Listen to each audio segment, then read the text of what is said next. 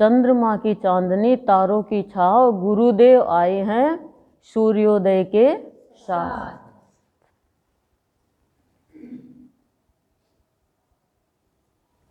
आज की सदगुरुदेव की 525 नंबर की अमृतवाणी है। भूल चूक। भूला तो चूक के झूले में झूला, शांति कहाँ। अमृतवाणी है। भूल चूक, भूला तो चूक के झूले में झूला, शांति कहाँ। सदगुरुदेव क्या कह रहे हैं? हर प्राणी ये चाहता है कि मुझे शांति मिले, मेरे जीवन में शांति हो, लेकिन सदगुरुदेव हमें समझाना चाह रहे हैं कि प्राणी ये भूल जाता है कि चेतन कौन है, इस संसार को बनाने वाला कौन है, सृष्टि का रचयिता कौन है। उस परमेश्वर को भूल जाता है इस संसार में माया में फंस करके, और वो भूल जाता है कि मनुष्य जीवन में लेकर आया हूँ तो कुछ समय के लिए लेकर आया हूँ। उसे ये ध्यान में नहीं रहता है और उसे गलती पे गलती, भूल चूक होती जाती है, और वो इस संसार में भूल भुलैया में ऐसा फंस जाता है कि निकलना मुश्किल हो जाता है। जैसे कोई दलदल में फंस गया तो वो कितना भी निकलने की कोशिश करे चाहे, पर वो और ही फंसता जाएगा।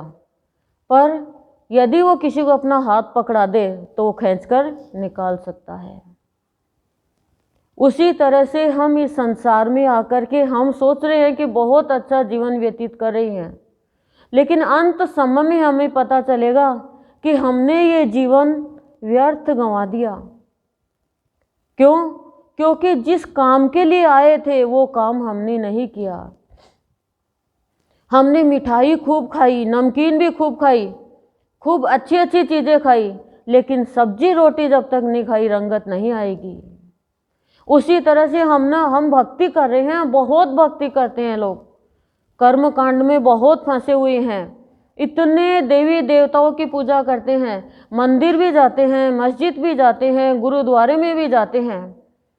अच्छी बात है, धार्मिक स्थान पे जाते हैं, तीर्थ स्थान पर भी जाते हैं, लेकिन जब तक मन शुद्ध नहीं हो और हमारा रास्ता सही नहीं हो तब तक वो हमारे क्या काम आएंगे? वो हमारा बंधन खोल पाए क्या? गुरु से मंत्र ले लिया लेकिन मन तर नहीं हुआ, ये हमारी भूल ही तो है। हमसे चूक हो जाती है। कई बार हमें कोई अच्छी बात बता देता है और हम उस बात को साधारण ले लेते हैं और फिर हम पछताते हैं कि अरे ये तो मेरे साथ भी हुआ था, ऐसा तो मेरे को भी कहा था। कई बार हमें ब्रह्म मुहूर्त में जाग आती है, लेकिन हम क्या करते हैं? आलस्यवश सो जाते हैं, और फिर जब हमें ठोकर लगती है तब पता चलता है कि ये क्या हुआ। जैसे राजा दशरथ से चूक हो गई। क्या चूक हो गई? भूल हो गई। क्या भूल हो गई? कि श्रवण पानी भर रहा था अपने माता पिता के लिए, और उसको ऐसा लगा कि कोई पशु पानी पी रहा है और बिना देखे ही तीर मार दिया। अशांत रहा पूरे टाइम, और जब अंत काल आया तो भी वही सीन आगे आ गया। भूल चूक हो गई ना। राजा परीक्षित से भूल हो गई। ऋषि तो अपना अंतर्मुखी था, और राजा से भूल हो गई कि ये मेरा कहना नहीं मान रहा है। कलयुग इतना पावरफुल नहीं है जितने हम पावरफुल हैं। हमारे अंदर आध्यात्मिक शक्ति जब प्रवेश करती है तो कलयुग चाहे कहीं पर भी बैठो। और देखो आप, मुकुट पे कलयुग बैठा परीक्षित के, तो कोई भी मुकुट नहीं लगाता। पहले राजा मुकुट लगाते थे, अब राजा का राज ही नहीं रहा, मुकुट का रहा ही नहीं। लेकिन मुकुट मणि गुरुदेव के हम बन जाएंगे यदि हम हमारा रास्ता सही अपनाएंगे। और वो रास्ता कौन सा है? संत जिस रास्ते पे चले उस पे। मैं बार बार कहती हूँ कि कोई गृहस्थी त्याग की जरूरत नहीं है, कोई अलग से टाइम निकालने की जरूरत नहीं है, कोई भी माला फेरने की जरूरत नहीं है, कोई अध्ययन की भी जरूरत नहीं है। अध्ययन की जरूरत है तो स्वयं को पढ़ो, मेरे विचार कैसे हैं, दूसरों के विचार कैसे हैं, उसकी तरफ कभी भी ध्यान मत दो। मेरे इस शरीर रूपी घर में क्या चल रहा है ये देखो, दूसरे के क्या चल रहा हम कहाँ देख पाएंगे। नहीं तो भूल चूक हो गई परीक्षित के जैसे, तो संतों ने तो रास्ता बता दिया मुक्ति का कि मैं क्या करूं, मेरे से भूल हो गई। राजा दशरथ से भूल हुई तो रास्ता बता दिया वशिष्ठ जी ने, वो तुरंत भागे कि मेरे से भूल चूक हो गई, मैं क्या करूं, मुझे रास्ता बताओ, मुझे मुक्ति चाहिए। तो राजा परीक्षित को उनके गुरु ने रास्ता बताया कि तुम भागवत कथा सुनो, सुखदेव जी से जो वेद व्यास जी के पुत्र है। और दशरथ को वशिष्ठ जी ने क्या कहा कि देखा थोड़ी है किसी ने तुझे तीर मारते हुए, शब्द भेदी बाण, बोले देखा तो नहीं लेकिन मैंने तो देखा है। तो कहा राजा तुम तो धर्मात्मा हो, तुम तो धर्मात्मा हो, लेकिन भूल तो हो गई, भूल तो हो गई। तो उनको मिला, वो अशांति रही और वो फल मिला। 7 दिन के भीतर ही परीक्षित की मौत हो गई, मुक्ति मिल गई भागवत कथा सुनने से। तो हम सत्संग में आकर के भागवत कथा का ही सार है भावनी जर्नी, हमारी मुक्ति मुट्ठी में। हम कहते हैं मुक्ति हमारी, मैं तो कहती हूँ मुक्ति मुट्ठी में है। और मुक्ति किसको चाहिए, मुक्ति नहीं चाहिए हमें तो अमरता का भाव चाहिए। और अमरता का भाव आपको दिया जाएगा शाम को कि अमरता का भाव है क्या। गुरुदेव कैसे अमर बनाते हैं, क्योंकि मुक्ति मिलने के बाद तो फिर वापस आ जाएंगे, कर्म पूरे हो गए, पुण्य कर्म फिर आ जाएंगे। लेकिन जो अमर हो गया कभी मरता ही नहीं है। वो अमरता का भाव क्या है, आत्मा का भाव। उसके लिए हमें क्या करना चाहिए, कौन सा वो है प्रोसेस जो हमें स्वीकार करना है, वो हमें गुरुदेव शाम को बताएंगे कि कैसे अमर होता है प्राणी और कैसे मोक्ष, जीते जी मोक्ष पा सकता है हर चीज से, फिर कभी भी चूक नहीं होगी। एक बच्चा है प्रश्न का उत्तर लिख रहा है, गलती से चूक हो गई, 41 की जगह 14 लिख दिया, एक इधर लिखने के बजाय एक इधर लिख दिया। हम भी यही करते हैं। एक ईश्वर है उसको तो साइड में कर दिया और 4 चीज अपना ली, आहार निद्रा भय मैथुन, पशु भी करते हैं। फिर हम एक ईश्वर को मानेंगे तो 4 चीज तो अपनाएंगे, लेकिन धर्म अर्थ काम मोक्ष ये चीज अपनाएंगे। फिर बाद में क्या होगा, मुक्ति, मुक्ति के बाद में मोक्ष। धर्म की उंगली सबसे छोटी, ये धर्म की उंगली, ये अर्थ की उंगली है, ये काम की है, और ये मोक्ष की, और ये नारायण है। तो नारायण को पाने के लिए झुकना पड़ेगा, झुकना कोई चाहता नहीं है। झुकोगे तो नारायण ऊपर आ जाएगा। टीका लगाते हो तो अर्थ, ये इस उंगली से टीके लगा के फिर ऐसे करते हो कि यहाँ पे आज्ञा चक्र है, आज्ञा मान के चलो, ये जीवन के अर्थ को जानो, और फिर नारायण टीका करेगा। लेकिन नहीं जान पाते हैं हम इस चीज को। हस्त की रेखाओं में ईश्वर है कब, जब सेवा करते हैं किसी की, धर्म पूर्वक कार्य करते हैं। तो चूक कितने लोगों से हुई, दुर्योधन से चूक हो गई, अर्जुन से हो गई कि वो अपने आप में बड़ा धनुर्धर मान रहा है, भीम से हो गई कि वो हनुमान जी से भी ज्यादा बलशाली मान रहा अपने आप को। ये चूक है कि प्राणी कर्ता को नहीं जानकर और स्वयं कर्ता बन गया और मनमानी करने लग गया। शांति कैसे मिलेगी, कैसे शांति मिलेगी आप बताओ। किसी से भी गलती हुई है, किसी को शांति नहीं मिली है। तो भगवान से आज प्रार्थना यही करो, हे सद्गुरुदेव, हे आराध्य देव, आपके चरणों में बैठकर हम बच्चे इस अमृतवाणी के द्वारा यही आपसे कहना चाह रहे हैं कि जो भी हमसे आज तक मन वाणी कर्म से चूक हुई है, भूल हुई है, गलती हुई है, उससे हृदय से पश्चाताप करते हुए क्षमा प्रार्थना चाहते हैं। और आज हमारा ऐसा जन्म कर दो कि गलती से भी कोई गलती नहीं हो, भूल से भी कोई भूल नहीं हो, ना किसी में अवगुण देखे और ना दिखाएं। हे भगवान, ऐसा जीवन बनाओ हमारा। मेरे मन में किसी के भी प्रति नफरत नहीं हो, मेरे मन में किसी के भी प्रति मन में मुटाव नहीं हो। दोष दृष्टि खत्म कर दो भगवान, यही तो चूक है।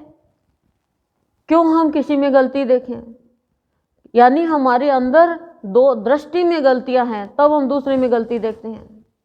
और गलती देखो मत, उसको सही बनाने की कोशिश करो कि ये काम ऐसे सही होगा। है तेरे को तो आता ही नहीं, वहाँ पे तो ईश्वर का ही अपमान है।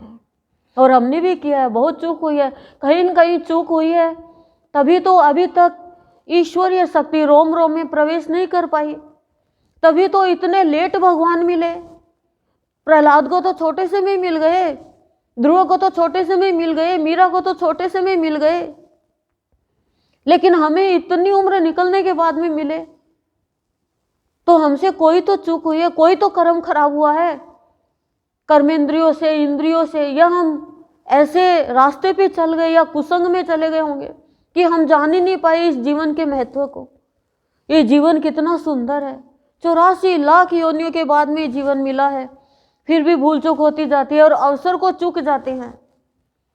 ये इतना बड़ा अवसर है, सृष्टि नियंता का क्या जन्मदिन हम मनाएंगे?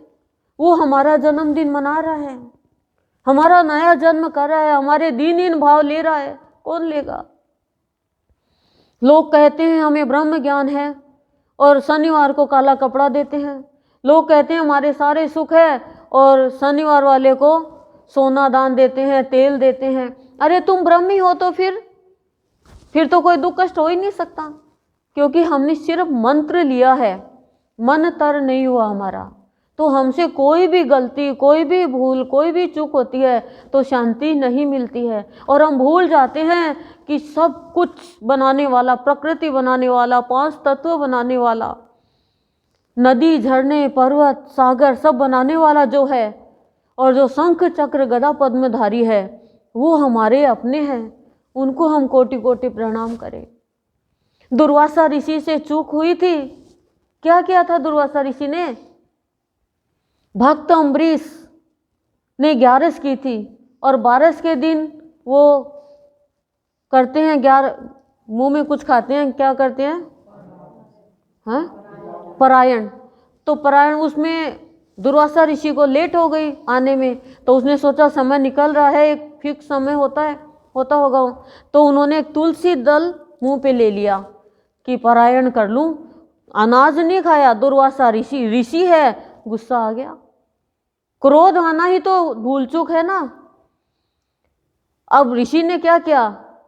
राक्षसी पैदा कर ली बाल उखाड़ के। शक्ति तो बहुत होती है, और राक्षसी पैदा करी कि इसको, अम्बरीश को मार, इसने मेरा अपमान किया है, मेरे आने से पहले इसने मुंह भी टाल लिया।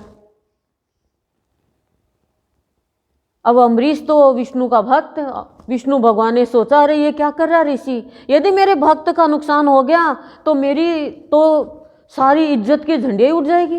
भगवान भी तो सोचते हैं। भगवान ने अपना चक्र छोड़ा दुर्वासा के पीछे। पहले तो राक्षसी को मारा, फिर दुर्वासा के पीछे हो गया। दुर्वासा तीनों लोकों में घुमाया, लेकिन चक्र पीछे ही रहा। तब भगवान के चरणों में जाके गिरा। तो भगवान ने क्या कहा कि तूने मेरे भक्त का अपमान किया ना, मैं कुछ नहीं कर सकता। भगवान भी कुछ नहीं कर सकते कोई भगवान के भक्त का अपमान करता है तो, क्योंकि भगवान का भक्त भगवान का बड़ा प्यारा होता है। जैसे माँ का प्यारा माँ का बच्चा होता है, संतान होती है उसकी, संतान को कुछ कहे तो वो अपने पति को भी कहते हैं चुपचाप बैठ जाओ जी, बच्चे को कुछ नहीं कहोगे। मतलब सुहाग है, लेकिन बच्चे के सामने किसी को भी नहीं बख्शती। तो वही माँ और संतान और माँ का प्यार होता है, इतना अटैचमेंट होता है। और गुरुदेव तो कहते हैं कि मेरा बच्चा, मैं गाय के जैसे जीभ से चाट चाट कर और मेरे बच्चे की गंदगी साफ करता हूँ, भीतर से एकदम पवित्र कर देता हूँ जो मेरी शरण में आ गया। तब ऋषि आता है और अम्बरीश के चरणों में गिरता है कि मुझे माफ़ कर दो। पर भक्त क्या कहता है, नहीं नहीं, बस हे चक्र तू यहाँ से चला जा, ये ऋषि है और आप खाना खाओ। भक्त कभी किसी को दंड नहीं देता, वो उससे चूक नहीं होती है, तभी तो भगवान का प्यारा होता है। और वो ऋषि क्या जिसे चूक हो गई, तो हम भगवान से प्रार्थना करें कि भगवान हम तो अपने आप में बड़े भक्त बने हुए हैं, ऋषि बने हुए हैं, लेकिन हमसे तो गलती हो रही है। किसी का भी दिल दुखाना सबसे बड़ी भूल है, किसी का भी। और हम लोग, कोई गरीब है, कोई दीन है, कोई दुखी है, कोई छोटा है, कोई हमसे कमज़ोर है, उनका बहुत दिल दुखा देते हैं। हम अपने आप में बहुत होशियार हो जाते हैं। कोई बच्चा है, बच्चा कुछ बोल नहीं सकता तो बच्चे को हर कुछ बोल देते हैं हम, लेकिन ऐसा नहीं बोलना है। यही गलती है हमारी। द्रौपदी से यही तो भूल हुई थी कि अंधे की संतान अंधा बोल दिया, और क्या हुआ? महाभारत हुआ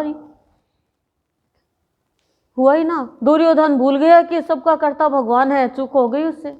तो गुरुदेव हमें ये कह रहे हैं, आज मेरे जन्मदिन पे जो भी आपसे चूक हुई है, भूल हुई है, गलतियां हुई है, वो तो मेरे से प्रार्थना करो, और आगे से ये प्रार्थना करो कि आगे से, आज से, इसी क्षण से, हे भगवान जैसा आप जिलाओ वैसा जिए, लेकिन हम शांति से रहे, ऐसे कर्म करें। ऐसे कर्म नहीं करें कि हम अशांति से रहें और लास्ट में रोते ही रह जाएं, हंसते हुए जाएं और आप में मिल जाए, हम भी अमर हो जाए। मेरे सद्गुरु ऐसी कृपा करो।